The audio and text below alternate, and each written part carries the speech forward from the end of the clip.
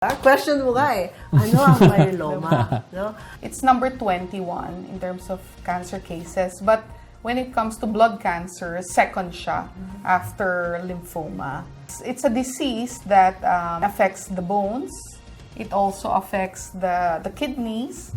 And it also affects the general well-being of the person.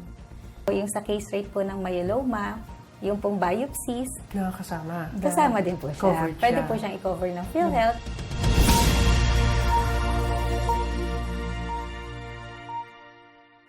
Magandang araw po sa inyong lahat at maligayang pagbabalik sa In Good Health, the PhilHealth Podcast. Real talk, real care, real health. Once again, this is JJ ng Corporate Communication Department ng PhilHealth at kasama ko pa rin po si Miss RC Torres. Hi, Jay. Yes, ma'am. Talagang, Kumusta? together forever. Ganun Yes, ba yun? walang na. Anyway, it's nice to be back for our new episode. And we are really pleased that you're joining us here for another episode Yes. ng ating series with the Philippine Alliance of Patient Organizations. Yes. Yeah. Ma'am RC, so anong pag-usapan naman natin ngayon? Well, for now, ang ating pag-uusapan ay tungkol sa multiple myeloma, no? And hindi siya masyado kasi kilala, no? So parang timing, no? Dahil nagkataon naman ang ating expert, kumbaga, expert spokesperson for this is hindi kakaiba sa atin sa PhilHealth because she used to be one of our board members. Remember? Madalas ko makita siya dati, syempre diba? naman. Oo. And she's actually the past president, the immediate past president of PAPO.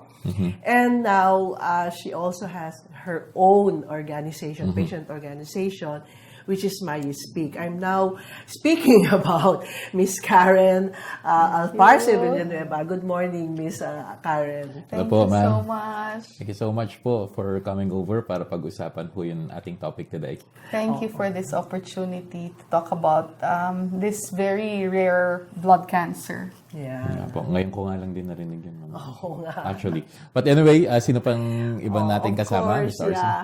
May sinama siyempre si Miss Karen na siya yung maganda magpatotoo, no? Because she's also a patient, no? He's also a patient, and mas marami siya may share sa atin to broaden our knowledge about what myeloma is all about. Totoo naman So po. we have Mr. King Macaranas, no? Hi. A patient of myeloma. Magandang araw po. Thank you for having me here. Thank you. Okay, so sa banda naman ho ng PhilHealth, I think, of course, meron tayong benepisyo para sa myeloma. Alright? So, kailangan maintindihan ho ito at maiparating sa ating mga miyembro. Kasama ho natin si Apple Sarmiento mula sa Benefits Development and Research Department ng PhilHealth. Hi, Apple. Good morning Hello. po, Sir JJ. Good morning, Ma'am RC. And thank you for having me here for today. Ayun, so simulan mo na, Miss Arce. Yun Ano na ba? nga, di ba? Question mo nga eh, ano ang myeloma? No? Ano nga ba ito, Miss Karen? Kasi isa ba ito sa mga top cases ng cancer? So, can you enlighten us? How is it different from leukemia or other blood diseases? of cancer? So, thanks, RC, for that question. So, it's a form of a blood cancer which affects the plasma cells, no? And in terms of the burden of the disease, it's number 21 in terms of cancer cases. But when it comes to blood cancer, second siya after lymphoma. So, it's a disease that causes and affects the bones. It also affects the kidneys, and it also affects the general well-being of the person. So, paano nadidetekto, Miss Karen? How early or ano yung mga manifestations para malaman na meron kayong multiple myeloma? So, mahirap rin siya ma-diagnose kasi ang dami niyang symptoms na parang katulad ng ibang diseases, no? Nandyan na yung tinatawag na CRAB. So, creatinine mataas. And then, renal function. renal function, the kidneys are affected. A is for the Anemia. which is the blood, and then B would be the bones, no? So, si King actually had an experience, no? Yes. How were you found out? Nga, na tanong meron? muna natin mismo sa patient. Oo, King, paano? how did you find out na meron kang myeloma? Ano ba yung mga naramdaman mo muna before, yan nga, ma-diagnose yung iyong condition? August 2023 po, when I was first rushed to the ER, no, dahil sa back pain. Tapos, ang diagnosis sa akin was back spasms lang. So, pabalik-balik ako noon, parang in a span of 2 weeks, 4 na beses ako nagpunta sa ER. Tapos, laging ganun ang sinasabi, back spasms. Tapos, nauwi pa nga sa physical therapy. So, nag-therapy po ako ng 6 sessions. Pero napapansin ko, nagte-therapy ako, parang lalong sumasakit. Pero nag-stop siya nung October of 2023. Tapos, since then, pabalik-balik na. Until last October 2024, August 2024, I had cough. Tapos parang nagka-cough ako ng almost 1 month. Hindi siya tumigil. Tapos sobrang sumakit yung likod ko. Yung pakiramdam po niya para kang sinasaksak ng paulit-ulit. Ganon siya. Or kung minsan parang may hayop na kumakagat sa buto mo. Ganon yung pakiramdam. Tapos I was bedridden na since September hanggang February. Hanggang yung February, hindi ko na kaya. Parang 3 weeks, hindi na ako pinapatulog nung sakit. Hindi na rin ako makatayo kasi parang kahit konting galaw ko lang, minsan tinatry ko lang abutin yung unan, nababali yung buto ko. So, ang diagnosis po pala sa akin, balikan ko lang, October, na-diagnose ako ng spine doctor ng tuberculosis of the spine. So, naggagamot po ako ng TB yung gamot for TB. For 4 months. Okay. So, February 2025, nagpadala na ako sa ER, sa Medical City. Tapos, nagtataka yung doktor ko. Sabi niya, kung TB yan, 4 months ka nang ginagamot, bakit hindi ka pa rin nakakalakad? Yeah. Bakit parang lalong sumasama yung lagay mo? So, yung tanong niyo po kanina, paano ito na-diagnose, no? They had me undergo bone marrow biopsy. Oh, okay. Yan. So, after, I think, a week or a few days yata, doon nalaman na meron po ako multiple myeloma. See? So, hindi ganun kadali. Ibig sabihin, it's really difficult na, ano. Kasi when you mentioned, Miss Karen, na creatinine, no? Siyempre, nasa isip ko kagad kidney. Diba? Yun yung kasi unang mga signs, diba? So, and it took you also how many months, no? Bago ka talaga properly diagnosed. Yeah, from the 2 years. time King experienced the symptoms. That's right. So, tumakbo pa ng ilang buwan bago talaga And malaman tsaka mo pa. bedridden na po ako when Bedridden it ka was na. found out. That's right. Despite na nagtitherapy ka na. So, mabilis yung naging parang progression naman Oo, kung mabilis yun. condition. No? So, Apple, tell us, myeloma, how does it happen? How do you contract it ba? Or paano ka magkakaroon nun? Maiwasan ba? Do you know yung ano ba, yung causes? Causes. What are the causes? There's po- no yes. cause. Unknown kasi siya. So, basically, hindi rin naman siya genetic. Hindi rin siya genetic. Hindi siya genetic. Yes. Acquire, yung pagiging Hindi rin acquired, po siya hindi acquired. rin. So, Oo. it's very rare po form of cancer. Okay. So, yun yung mga talagang hindi na pag-aaral. Hindi lifestyle. Di ba? Ganyan, di ba? Parang Bigla ka lifestyle. na- Yes po. Tulad There are ni some King studies siguro. which say that it can be caused by chemicals, but it's not a definitive Gotcha. Yes. study. And in fact, it's the other challenge kasi is also finding the right doctor. Yes. So, kakaunti rin lang yung hematologists sa buong Pilipinas. We only have 130 out of, the 120 million Filipinos. That's right. So, King, balik lang ako sa'yo. Yes. Before you've had this condition, ano naman yung, health standing mo before? Talaga bang sakitin ka or hindi naman talagang generally healthy? Hindi ko masasabing active yung lifestyle. Hindi ako nag-exercise, hindi po gano'n na. Pero hindi naman ako sakitin. So that's the only time na I was hospitalized. Yun lang. The first is the first time yun Yes talaga? po. Talaga? So talagang tama yung sinabi nila na Apple na it's not really caused by anything. Yes. Could be caused nga kung yun sa chemicals na siguro, but sa case naman ni King talagang biglaan naman Oo dumating. nga. So it's rather parang a new, parang gano'n? Is it a new, It's a rare. newly found or rare? It's a rare. Among the rare diseases, Yes yeah. po siya. Yeah. But it's a, I mean, kind of, or form of blood cancer. Tama? It is. is. It is a It's a blood cancer. Sorry. Oo. Kaya nga parang sabi nga kanina ni Miss Karen, second siya in terms of yung So, lymphoma. yeah, Blood after cancers. lymphoma. Okay. So, that's the reason why I ask kung paano siya na-acquired. Because we have to know how to treat it. No? Paano ba gamutan ito? Ano ba yung mga dapat na pagdaanan na pero sabi mo nga, no, ang dami-dami mo pinagdaanan bago na found out, no, na yun nga. So, sa PhilHealth, ano meron tayong i-offer sa mga ganyang klaseng diseases? Yes po. So, para po sa benepisyo po ng PhilHealth, meron po tayo sa ating yakap screening. So, ma-avail na po ito ng ating mga PhilHealth members. Sa yakap screening po, dun po meron po, ang inclusions po nito is ang ating mga laboratories, diagnosis, and then we also have the OECB, yun nga, pag na-mention mo nga kanina, na-admit ka sa ER Yes. for 4 times in a month. Yes. So, meron na din po tayong benefits for the OECD, which also includes yun nga, laboratory, diagnostics, at yung other inclusions pa po. We also have yung pong ating case rate pag once po na-admit ng ating pasyente na diagnosed of myeloma. So, meron po tayong case rates also which covers yung pong room and board, diagnostics, laboratories, mga gamot po ng ating pasyente, and then included na rin po dun yung professional fee ng ating mga doktor. And then aside from that po, yung sa case rate po ng myeloma, yung pong biopsies, Nakakasama. kasama din po siya. Covered Pwede siya. po siyang i-cover ng PhilHealth. Plasma. Ganun din po yung mga like chemotherapies. Apo.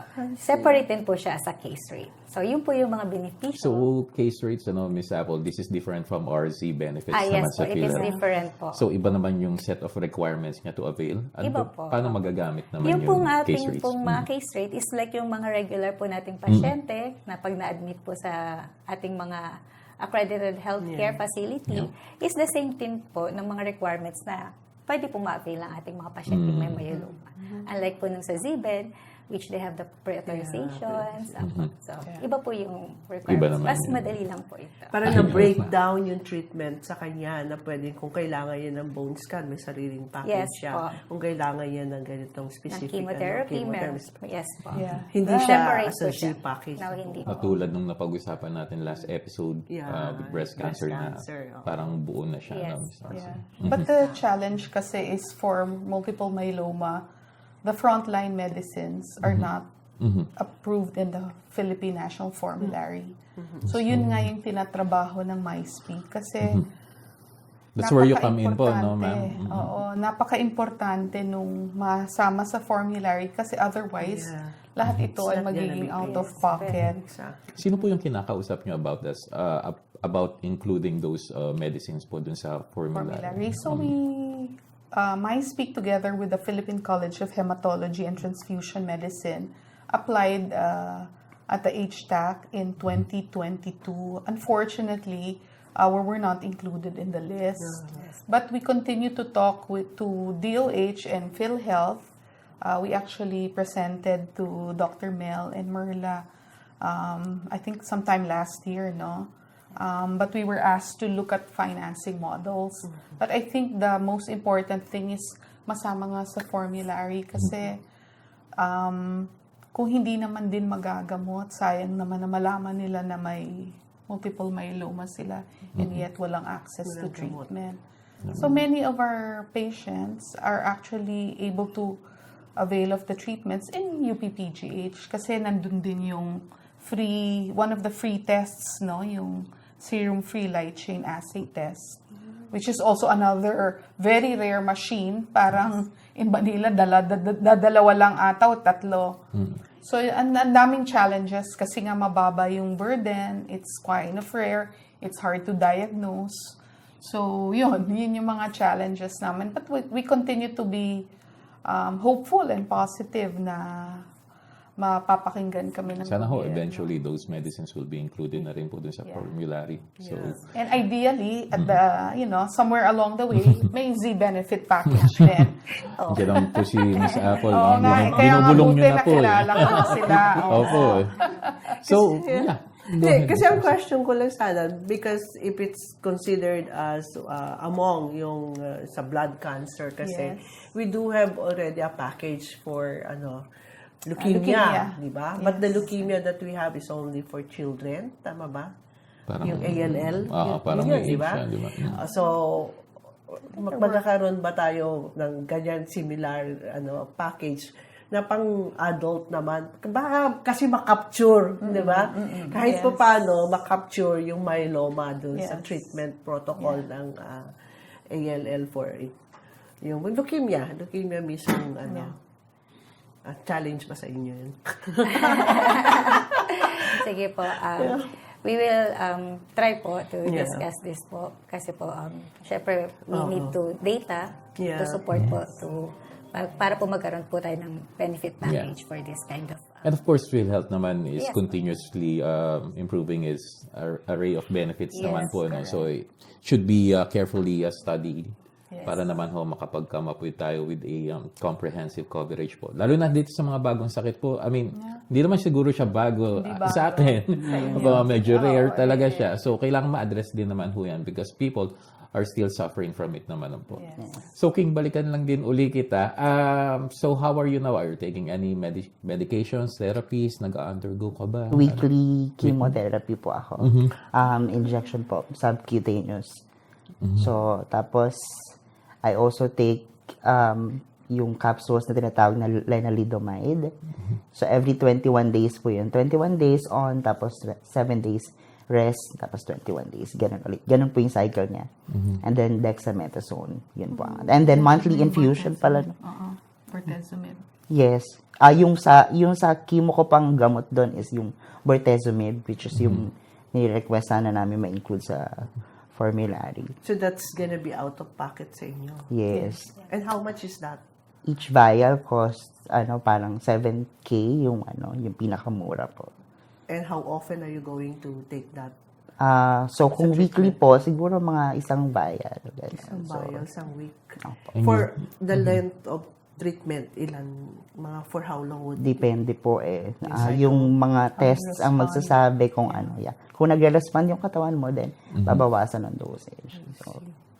So, this happened 2 years ago sa iyo, King ba? Tama? 2023? 2 years ago po lumabas yung symptoms, pero last year lang, 2025, ako na-diagnosed. And since So, I've then, been on treatment since March of 2025. that particular regimen na sinasabi mo yung may mga... Ay, medyo na iba na po. Kasi Medyo na iba nung naman. September po, ang regimen na ginagamit sa akin is yung bortezomib, dexamethasone, and cyclophosphamide.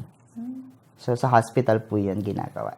Ngayon po, sa bahay na lang or kung sinong pwedeng mag-administer na certified, pwede mag-administer ng So, bortezomib. at the rate you're going, you're improving naman. Is that what you're telling Kasi us po? I used to be bedridden. So ngayon I can walk na. Itong nakikita ko nga aking cane, ginagamit ko na lang for balance na lang. Well, that's very good po. That's good to hear. And you know what's interesting? Because this is supposed to be the cancer of old people because the average age of being diagnosed is 65. Like my late dad, that's why I'm in this advocacy. Oh. My dad was diagnosed at age 68 and he passed away a year after. So, more and more, like he's very young and yet he's afflicted with a disease. So, parang siguro maiiba na rin yung perspective natin na hindi naman matatanda lang nagsasuffer sa disease and therefore kailangan ma-address din kasi like King is a very talented marketing person. And because of his treatment, and thankfully he can afford it, he's able to work and be productive. But not everyone Not has that everyone, yes. privilege to I know. Yeah. Yeah, what about God others? Yun di nga ba? po. Oo. Yeah. At saka hindi, yun kaya po gusto rin namin mas mapasama siya sa formularies para dun sa mga kababayan natin na hindi nakaka-afford. No, kasi yung multiple myeloma po, isa siyang blood cancer na mabigat siya dalhin. No, kasi lalo na yung bone pain pag naranasan mo, sobrang sakit talaga siya. Siguro yung pain na nararanasan ninyo, sabihin natin, yung minsan naranasan natin, di ba? May kanya-kanya tayong pain. Yung masakit na masakit sa inyo, yun yung parang level 1 pa lang sa amin. No? Yung 10 namin talagang grabe, excruciating. So, yun lang makabawa sana doon sa, kahit sa finances lang. Yun ang nire-request namin sa government kasi malaking tulong po yun. Yung nangyayari pala noon, kaya pala sumasakit yung buto ko, kinakain na ng cancer yung buto ko. I used to be 5'5". Ngayon po parang 5'2", 5'1" na lang ako. So kaya pala siya masakit. So imagine kung gaano siya So yun po yung namin sa PhilHealth na sana matulungan po ninyo kami. Yeah, actually, RC, when my dad was suffering from multiple myeloma, he said the pain was so intense that it's something he wouldn't wish even on his worst enemy. Ganun kasakit. And all the patients say the same thing. Yeah. Yung cancer, we do have cancer assistance fund. Can that fund be accessed in your treatment? Hindi ko pa po naaral. Hindi niyo pa Yeah. na-try. Kasi ang challenge nga, the medicines are not in the formulary. So it's already, government cannot procure it. So people just rely on the guarantee letters.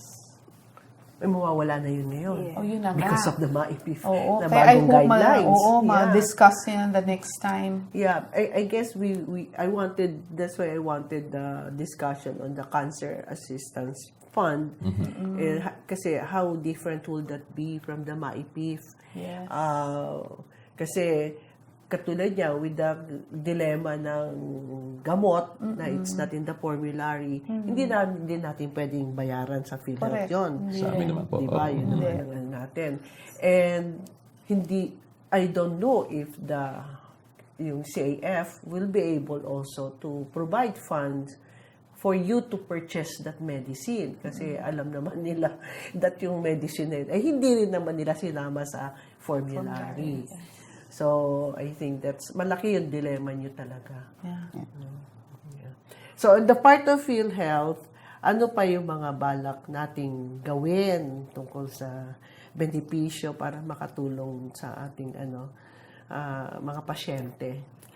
So, at the moment, Ms. RC, nag-increase na nga po ang ating case rate. Okay. So, it's a good news na po siya from 2013. Yeah, Yes, so yeah. nag-increase na po tayo ng almost 95%.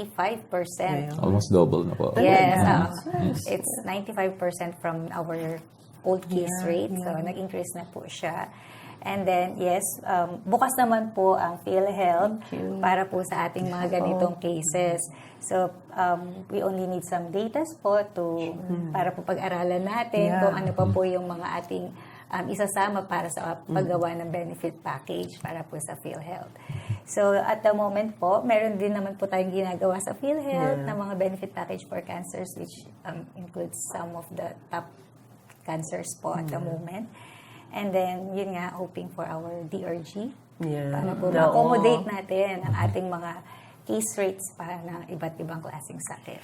Ano ang epekto ng changing from ACR to DRG, lalo na sa pasyente natin? Sa DRG po, marami po tayong ma-open na windows when it comes to benefit packages po. So, hindi na po tayo focus lang sa like genders, like male, female. So, magkakaroon na po na tayo ng like age brackets, kakaroon na po tayo ng sa gender, papasok na siya male, female. Hindi na siya yung specific case rate.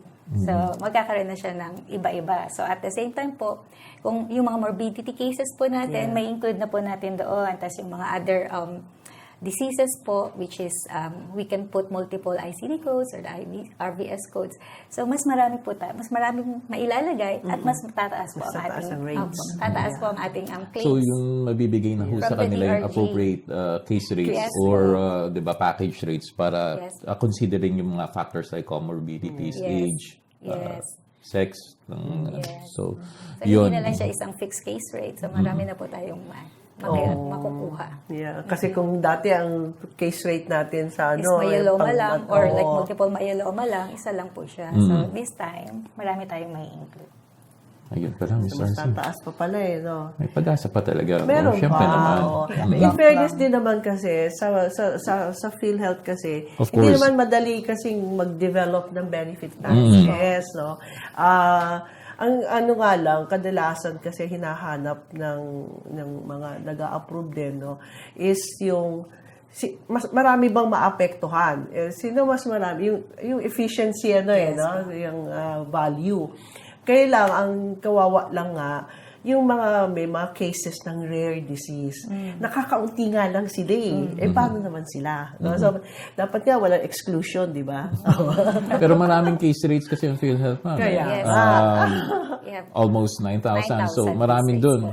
Baka Pipili meron ka. iba dun rare o hindi Yun lang na natin nga. alam. Hindi lang natin Pero check natin, madidetermine. baka kailangan din natin pag-usapan with our episodes with you. Yes. Para naman katulad nito sa myeloma, yung mga rare diseases na meron naman benefit packages ang PhilHealth, may paubot ho natin sa ating mga kababayan. Exactly.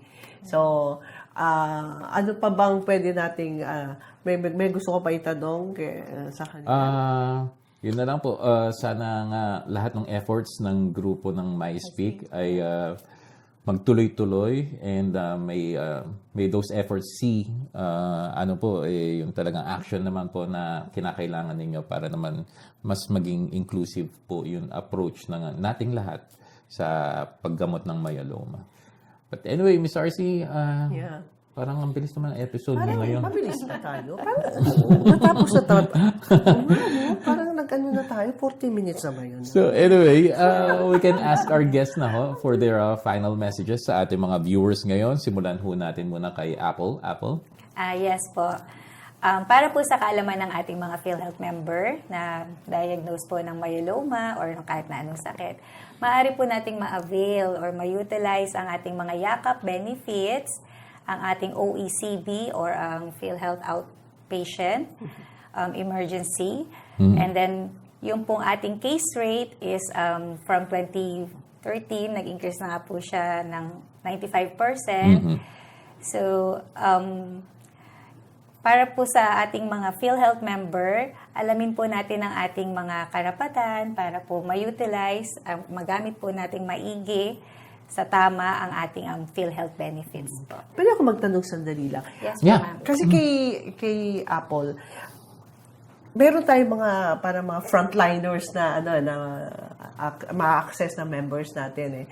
So, from there, paano nila ipupush na, sa emergency, paano nila maipupush na, sige, ito yung treatment na ipasok mo ako or makukuha ko.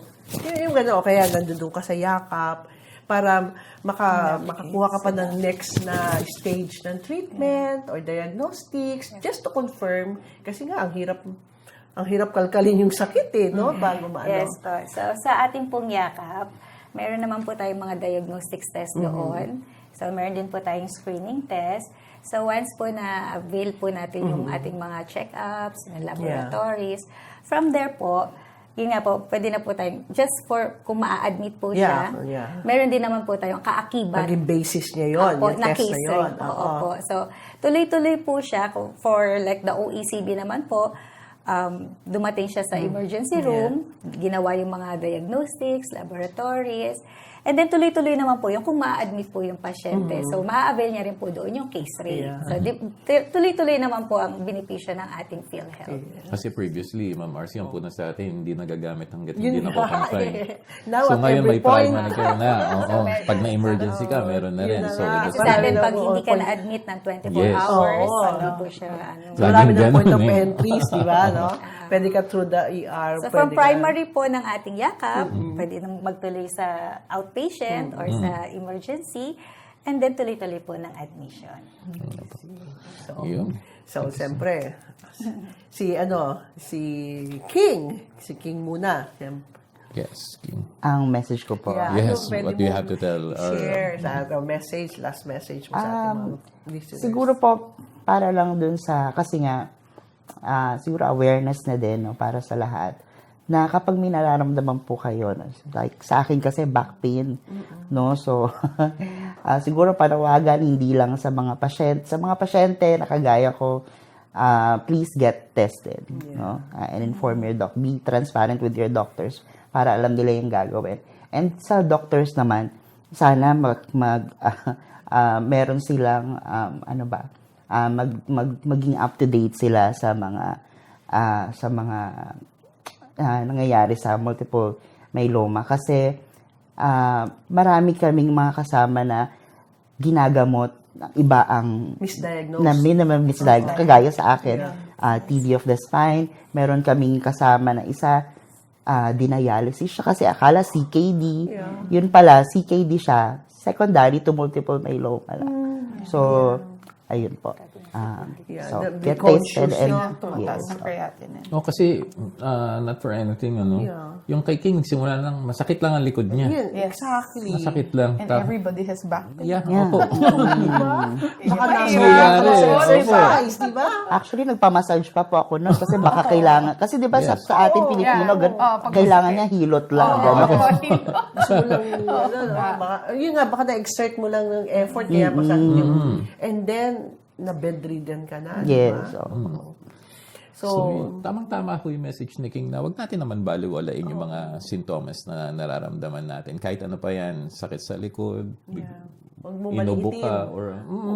Kasi nandito naman nga ho ang PhilHealth, unang-una na ho yung sinasabi ni Apple na yakap. So, ito po yung mga diagnostics natin, may mga laboratories dyan. May doktor po na titingin sa inyo, primary care physicians, just to help you look out after your health. Opo. So, huling-huli, Ms. RC? Siyempre, last but not the least, si Miss Karen. Thank you. A message. Thank you so much, JJRC and Yes, Apple, po. for this opportunity. So, siguro ang message ko lang is, bakit ba namin to ginagawa, no? Kasi nga, for me, it's also a personal advocacy. Kasi nga namatay yung father ko dito and kahit na may kaalaman ako noon, nagtatrabaho ako sa isang global company, hindi ako naging empowered na pasyente. Kumbaga, hindi ako nakapunta sa tamang doktor, which is a hematologist, no, to manage this type of a blood cancer. Kasi napaka-importante nun, kasi yung proper diagnosis starts with going to the right doctor. Otherwise, di ba, you will just be wasting your funds and your time. And then, of course, we're advocating access to treatment. Napaka-importante.